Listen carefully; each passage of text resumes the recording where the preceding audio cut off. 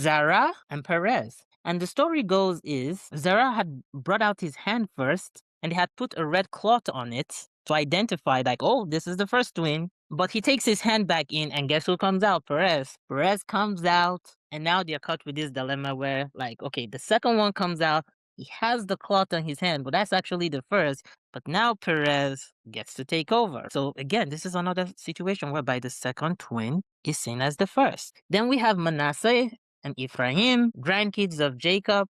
But we just finished the one with Jacob's grandkids through Judah. But now these are Jacob's grandkids through Joseph. And Jacob on his dying bed is trying to bless his kids. By then he's known as Israel, trying to bless his kids and his grandkids. And then he crosses his hand. He puts his right hand on the head of the second one, Ephraim, and his hand on the left hand on the first one, Manasseh.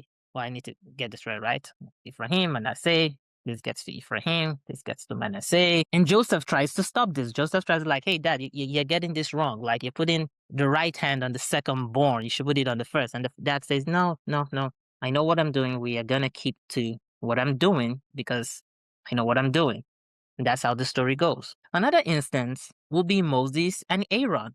Because Aaron is older than Moses with 3 years. But God chooses Moses, the younger one, to lead. So now we have 6 situations where the second is seen as the first. We have Cain and Abel, Ishmael and Isaac, Esau and Jacob, Zahel and Perez, Manasseh and Ephraim, and Aaron and Moses. There's a pattern. You know what they say? 1 is a mistake, 2 is a coincidence, 3 is a pattern. Then at this 4th time, like, okay, this is becoming a thing. This is becoming a way of life. In covering the biblical history, right? We've covered where we've made a clear claim or we've shown a clear pattern of how the second has been elevated spiritually, physically, and chronologically in terms of the family tree as the first that carries the baton. And then this takes us back to David, last of his brothers. But here again, Samuel comes in, tries to pour the oil on the elder ones, from Eliab to Nathan, but the oil wouldn't come out until they bring David from outside the field. So they bring David in, they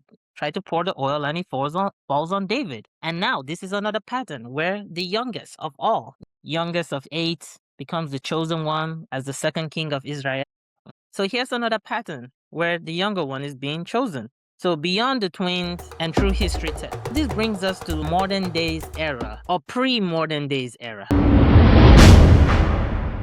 Pre-modern days era. So we've seen the same tradition in Africa, South Asia, and in some of them they call it the waiting twin, where the second one is seen as the one that waits. Needless to say, point I'm trying to make is the one that waits becomes the elder. We see this in the Santal community in India and Bangladesh and Nepal. India, Bangladesh, and Nepal. In some of their communities, the child who remains in the womb, the second twin, the second one to come out, holds the elder role and holds the role of prominence within their community. Then in Zimbabwe and South Africa, the first twin is seen as the midwife opening the way for the more important child to come in. And in Madagascar, the second is regarded as the true twin, possessing higher spiritual ranking and deeper power. So we see how this tradition has moved all the way from West Africa. We have communities in Nigeria, Benin, Ghana, Cote d'Ivoire, Togo, Cameroon. They see that in some communities, not the whole country,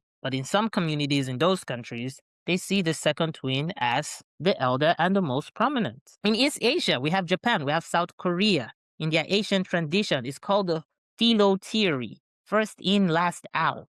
I came across this word philo in accounting and bookkeeping and trying to budget your finances. That's the first time I came around. But it apparently had something to do with twins. That's where the name comes from. First in, last out. In their perception, the first twin was the first one to be made, and that made him the last one to come out. In South Asia, we've already covered this. We've spoken about in South Asia, we've spoken about India, Bangladesh, Nepal. In South Africa as the country itself also practices that in some community, and Zimbabwe, the Vinda and the Shona tribes, and in Madagascar. So in West Africa, we're going to focus on Yoruba, the Yoruba tribe, and the Akan and Yamba tribe, right? So in Yoruba, across the continent, right, the culture goes as, so they're usually 2 twins. Before I look at my text and what I wrote, I'm going to talk about my personal experience. Well, I had one friend growing up, and his name was Kehinde, which is the second twin. And then his elder sister, Taye, which is the first twin. In my experience, Kende respected Taye as the firstborn when we're growing up. And Taye bullied him. No, not like bullied him. It was like, the elder sister comes, she says, this is this, this is that. And he's like, all right, all right. But reading this, that's not the case. Because Taye is the first. Sometimes they call them Taiwo. Like Kende, the name Kende remained constant, but you have like Taye and then Taiwo. So unless it's used interchangeably, because I've known a Taiwo as a friend, never met the Kende, but I've also known a Taye. I've known multiple Tayes and I've met their Kendes.